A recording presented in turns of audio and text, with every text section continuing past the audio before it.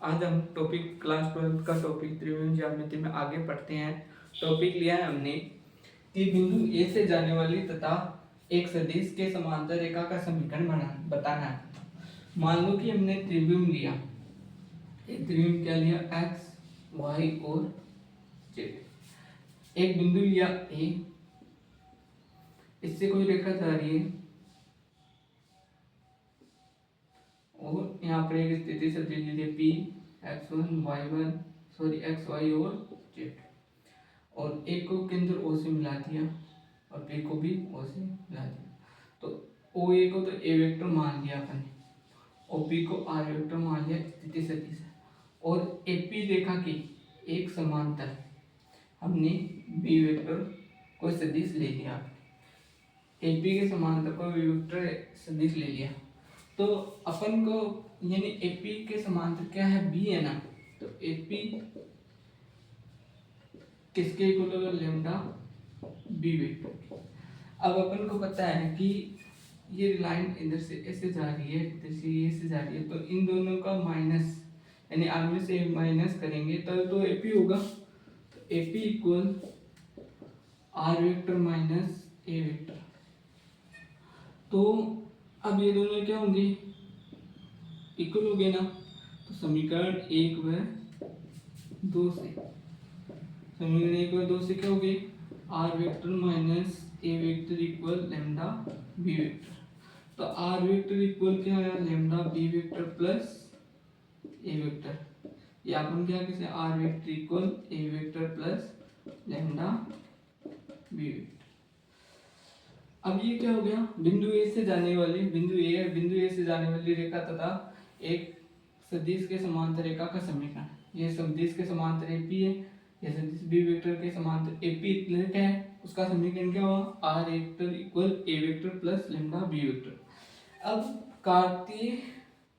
कार्तिक रूप में समीकरण क्या होगा, कार्तिक रूप में समीकरण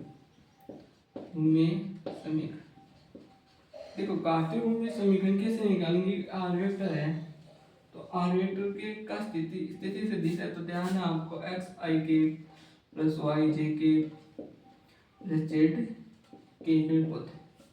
तो ए वेक्टर क्या होगा, ए वेक्टर इक्वल x1 आई के प्लस y1 जे के प्लस z1 के, और बी वेक्टर क्या होगा, बी वेक्टर इक्वल ए आई के प्लस बी जे के प्लस सी के। तो अब इसका कार्तिक रूप में अपन रेखा का समीकरण, इसके अंदर इसकी वैल्यू पुट करेंगे तो अपने पास कार्तिक रूप में रेखा का समीकरण क्या होगा कि कार्तिक रूप में रेखा का समीकरण, कार्तिक रूप में रेखा का समीकरण क्या होगा, x माइनस x1 अपॉन, भाई इधर इसकी वैल्यू पुट करेंगे इसके अंदर, तो x माइनस x1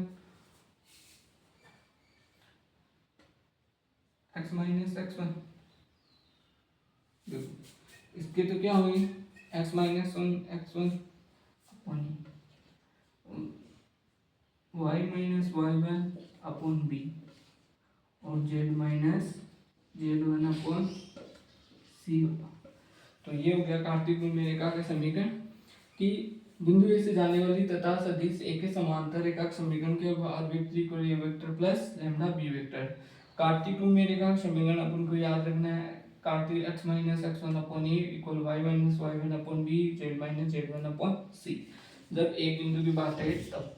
और एबीसी आपको पता है, एबीसी क्या है, एबीसी दिक् अनुपात, सॉरी एबीसी क्या है, ऊपर वाले होते हैं दिक् अनुपात।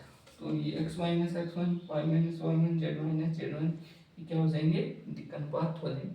आज देखना काफी, नेक्स्ट डे अगला पॉइंट पढ़ेंगे।